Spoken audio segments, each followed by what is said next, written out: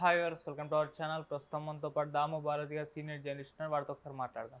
Sir నమస్కారం sir. నమస్తే. Sir, సుప్రీంకోర్టులో జానీ మాస్టర్కి ఊరట కలిగింది అని అంటున్నారు సార్. అంటే బెయిల్ మీద రీసెంట్గా బయటకు వచ్చారు. ఆ బెయిల్ని క్యాన్సిల్ చేయాలని సుప్రీంకోర్టులో ఒక పిటిషన్ వేశారు.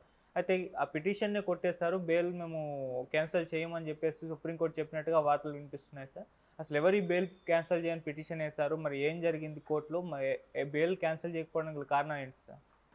జానీ మాస్టర్ కి అక్టోబర్ 24న బెయిల్ ఇచ్చారు. ఆయన దాదాపు 36 డేస్ జైల్లో ఉండి బయటకు వచ్చాడు. సో యాక్చువల్గా ఆయన మీద పెట్టిన కేసులు సివియర్ కేసులు, ఒకటేమో 376 ఐపీసీ, అది వచ్చి రేప్ కేసు అనమాట. అది కాకుండా 506, 323 అంటే క్రిమినల్ ఇంటిమిడేషన్ కావచ్చు, గాయపరచడం కావచ్చు, ఇటువంటికి సంబంధించిన సెక్షన్లు.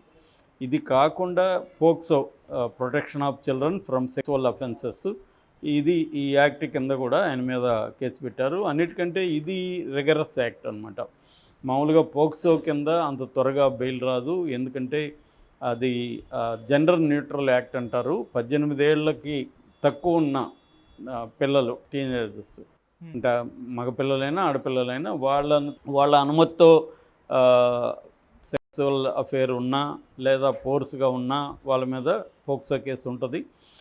సో ఈయన మీద స్రష్టా వర్మ అని ఈయన దగ్గర పనిచేసిన కొరియోగ్రాఫరు, ఆ అమ్మాయి, తనని కొన్ని ఏండ్ల పాటు ఇతను లైంగికంగా ఉపయోగించుకుంటున్నాడు. నేను బిగినింగ్లో ఆయన దగ్గర చేరినప్పుడు 2019 ఆ ప్రాంతంలో ముంబైకి తీసుకెళ్ళాడు. అక్కడ బలవంతంగా నన్ను గదికి పిలిచి రేప్ చేశాడు. ఇప్పటి నుంచి నా మీద దాడులు చేస్తున్నాడు, అనేక చోట్ల చేస్తున్నాడు, వ్యాన్లోకి తీసుకొచ్చి రకరకాల పనులు నా దగ్గర చేయిస్తున్నాడు. ఇవన్నీ ఆమె కంప్లైంట్. మామూలుగా ఏంటంటే పోక్సో కింద ఆమె ఒకవేళ వీళ్ళు చెప్పేది ఏంటంటే ఆమె ఇన్నేళ్ళు ఎలా ఫోర్స్గా చేస్తుంటే గమ్మని ఉంటుందా, ఆమెకు కూడా నచ్చే చేశారు. ఇద్దరు అంగీకారంతోనే జరిగింది. వాళ్ళిద్దరూ హీరోయిన్గా కూడా సినిమా స్టార్ట్ అయ్యేది ఆగిపోయింది.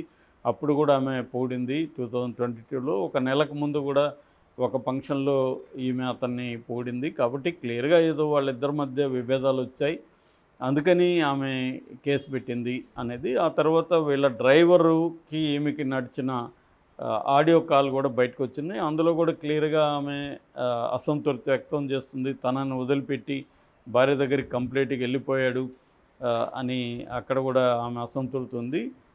సో దానికి సంబంధించి ఆమె ప్రతీకారం తీర్చుకోబోతుంది అన్నట్టుగా కూడా దాంట్లో ఉంది. ఒక రకం బ్లాక్మెయిల్ చేస్తున్నట్టుగా కూడా క్లియర్గా ఉంది.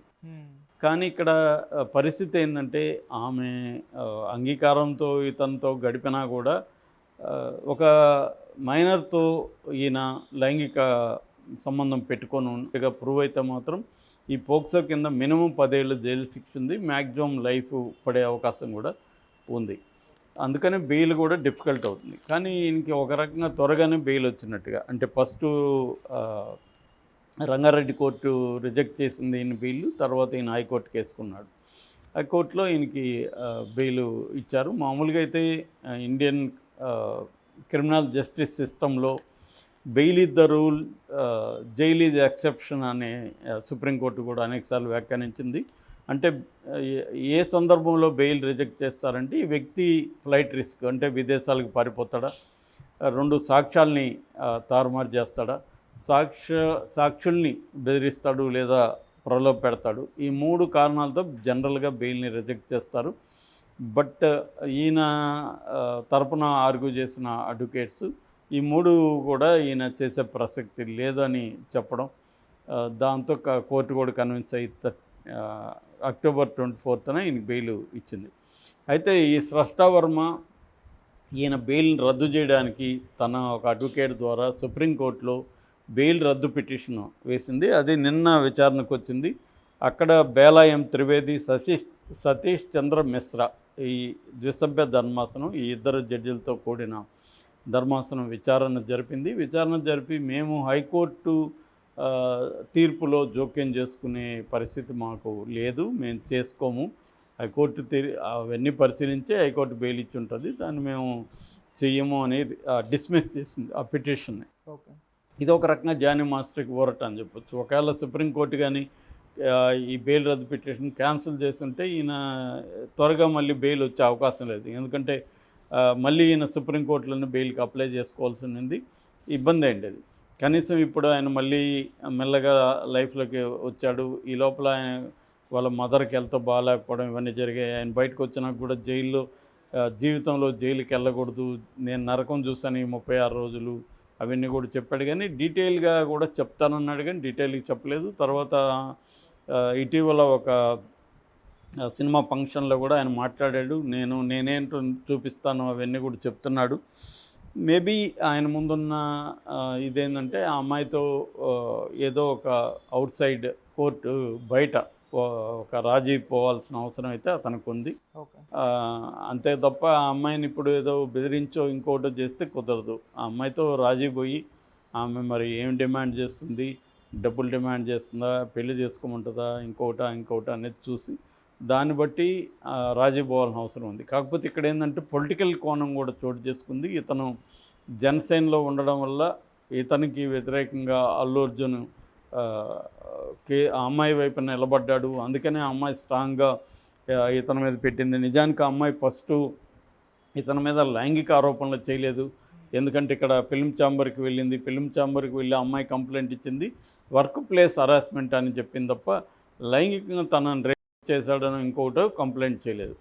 వాళ్ళు ఇతను వాంగ్మూలం తీసుకున్నారు, ఆ అమ్మాయి వాంగ్మూలం తీసుకున్నారు.